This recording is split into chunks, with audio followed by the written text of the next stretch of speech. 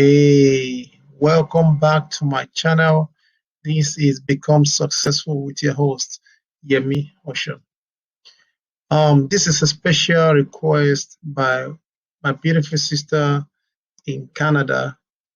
She requested that I do a top 10 success tip by Barack Obama, and here you have it.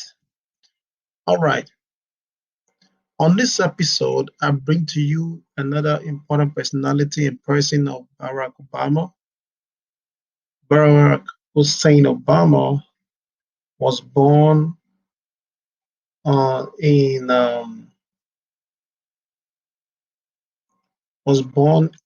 August 4, 1961 in Honolulu, Hawaii, United States of America.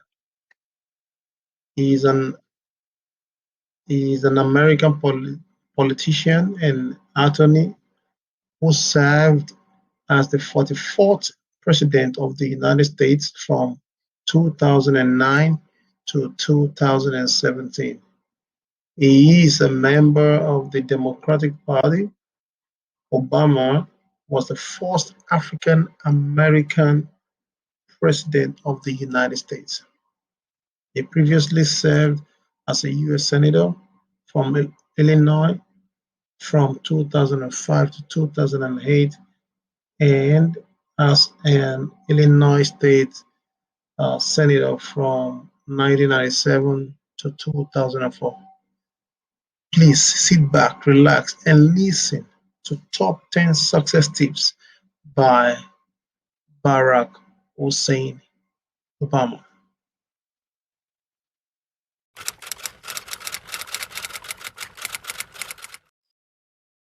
In all seriousness, I come here not to dispute the suggestion that I haven't yet achieved enough in my life.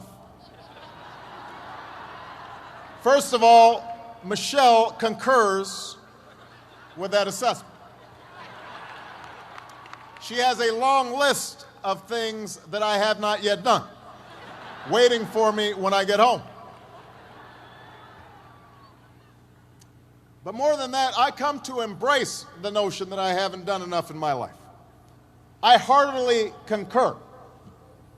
I come to affirm that one's title, even a title like President of the United States, says very little about how well one's life has been led.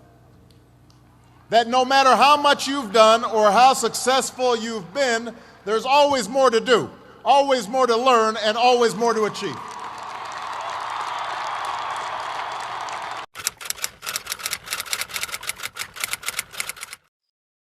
Perhaps you're still looking for a job, or struggling to figure out what career path makes sense in this disrupted economy.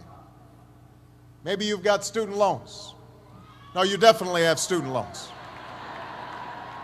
Or credit card debts. And you're wondering how you'll ever pay them off. Maybe you've got a family to raise.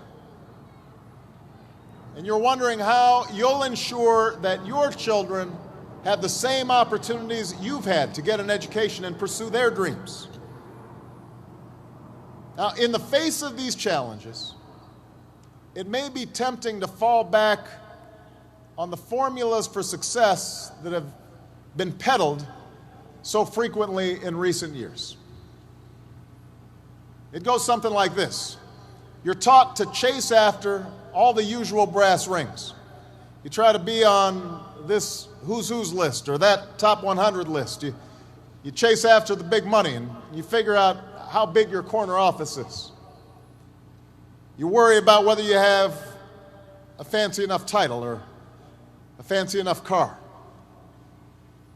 That's the message that's sent each and every day, or has been in our culture for far too long, that through material possessions, through a ruthless competition pursued only on your own behalf, that's how you will measure success. Now, you can take that road, and it may work for some. But at this critical juncture in our nation's history, at this difficult time, let me suggest that such an approach won't get you where you want to go. It displays a poverty of ambition. That in fact, the elevation of appearance over substance, of celebrity over character, of short-term gains over lasting achievement, is precisely what your generation needs to help end. Now,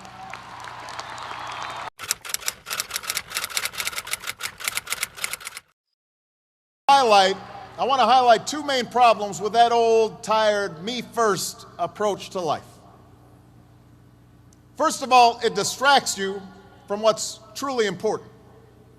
And it may lead you to compromise your values and your principles and your commitments. Think about it. It's in chasing titles and status, in worrying about the next election, rather than the national interest and the interests of those who you're supposed to represent, that politicians so often lose their ways in Washington. They spend time thinking about polls, but not about principle. It was in pursuit of gaudy short-term profits and the bonuses that came with them that so many folks lost their way on Wall Street, engaging in extraordinary risks with other people's money.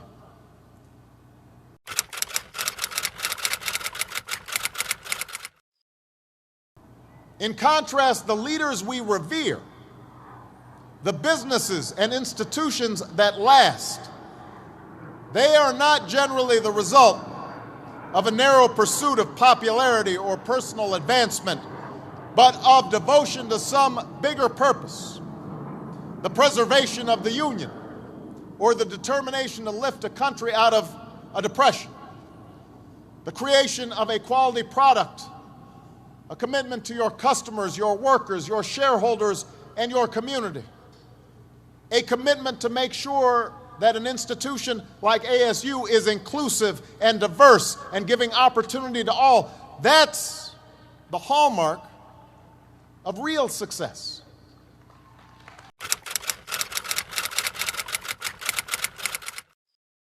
Of success may be a byproduct of this larger mission, but it can't be the central thing. Just ask Bernie Madoff. That's the first problem with the old attitude. The second problem with the old approach to success is that a relentless focus on the outward markers of success can lead to complacency. It can make you lazy. We too often let the external, the material things serve as indicators that we're doing well, even though something inside us tells us that we're not doing our best, that we're avoiding that which is hard but also necessary, that we're shrinking from rather than rising to the challenges of the age. And the thing is, in this new hyper-competitive age, none of us can afford to be complacent. That's true whatever profession you choose. Professors might earn the distinction of tenure, but that doesn't guarantee that they'll keep putting in the long hours and late nights and have the passion and the drive to be great at.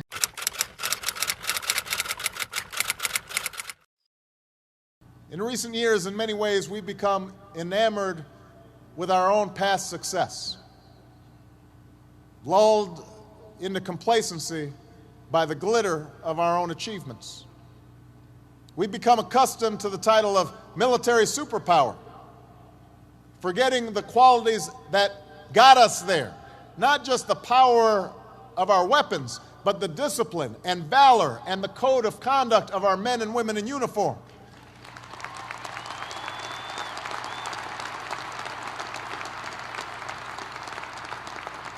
The Marshall Plan and the Peace Corps and all those initiatives that show our commitment to working with other nations to pursue the ideals of opportunity and equality and freedom that have made us who we are.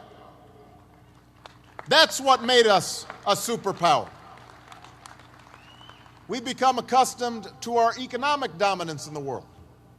forgetting that it wasn't reckless deals and get-rich-quick schemes that got us where we are, but hard work and smart ideas, quality products and wise investments. We started taking shortcuts. We started living on credit instead of building up savings. We saw businesses focus more on rebranding and repackaging than innovating and developing new ideas that improve our lives. All the while, the rest of the world has grown hungrier, more restless, in constant motion to build and to discover, not content with where they are right now, determined to strive for more. They're coming. So graduates, it's clear that we need to start doing things a little bit differently. In your own lives, you'll need to continuously adapt to a continuously changing economy. You'll end up having more than one job and more than one career over the course of your life. You'll have to keep on gaining new skills, possibly even new degrees. And you'll have to keep on taking risks as new opportunities arise. And as a nation, we'll need a fundamental change of perspective and attitude. It's clear that we need to build a new foundation, a stronger foundation for our economy and our prosperity.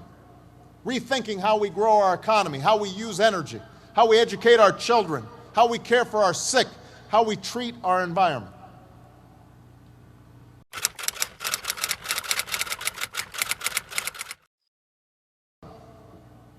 There are no standard remedies, no go-to fixes this time around.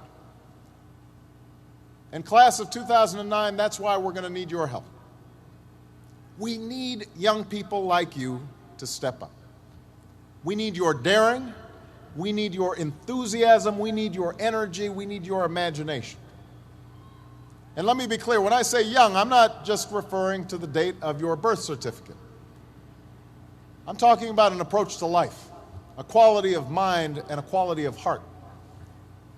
A willingness to follow your passions, regardless of whether they lead to fortune and fame. A willingness to question conventional wisdom and rethink old dogmas. A lack of regard for all the traditional markers of status and prestige. And a commitment instead to doing what's meaningful to you, what helps others, what makes a difference in this world.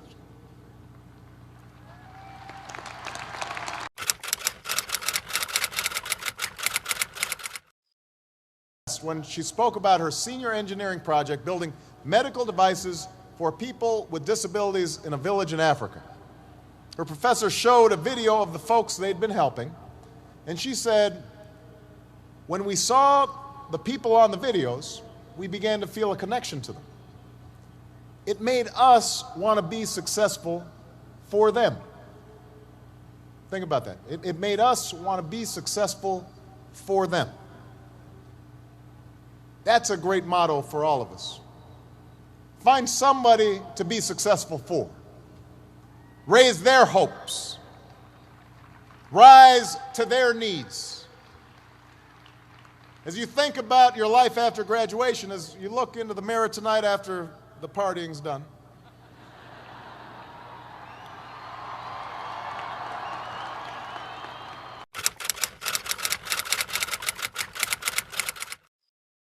look in the mirror tonight and you may see somebody who's not really sure what to do with their lives.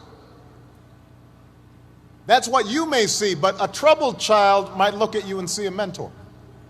A homebound senior citizen might see a lifeline. The folks at your local homeless shelter might see a friend. None of them care how much money is in your bank account or whether you're important at work or whether you're famous around town. They just know that you're somebody who cares, somebody who makes a difference in their lives. So class of 2009, that's what building a body of work is all about. It's about the daily labor, the many individual acts, the choices large and small that add up over time, over a lifetime, to a lasting legacy. That's what you want on your tombstone. It's about not being satisfied with the latest achievement, the latest gold star, because the one thing I know about a body of work is that it's never finished.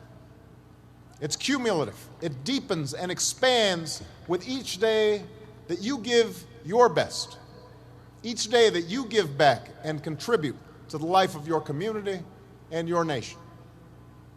You may have setbacks and you may have failures, but you're not done. You're not even getting started, not by a long shot. And if you ever forget that, just look to history. Thomas Paine was a failed corset maker, a failed teacher, and a failed tax collector before he made his mark on history with a little book called Common Sense that helped ignite a revolution.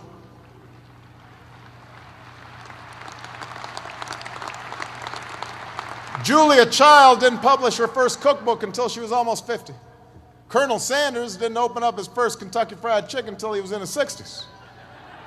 Winston Churchill was dismissed as little more than a has-been who enjoyed scotch a little bit too much before he took over as prime minister and saw Great Britain through its finest hour.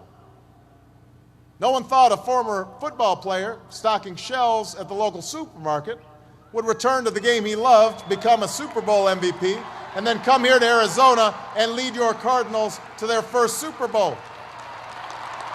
Your body of work is never done.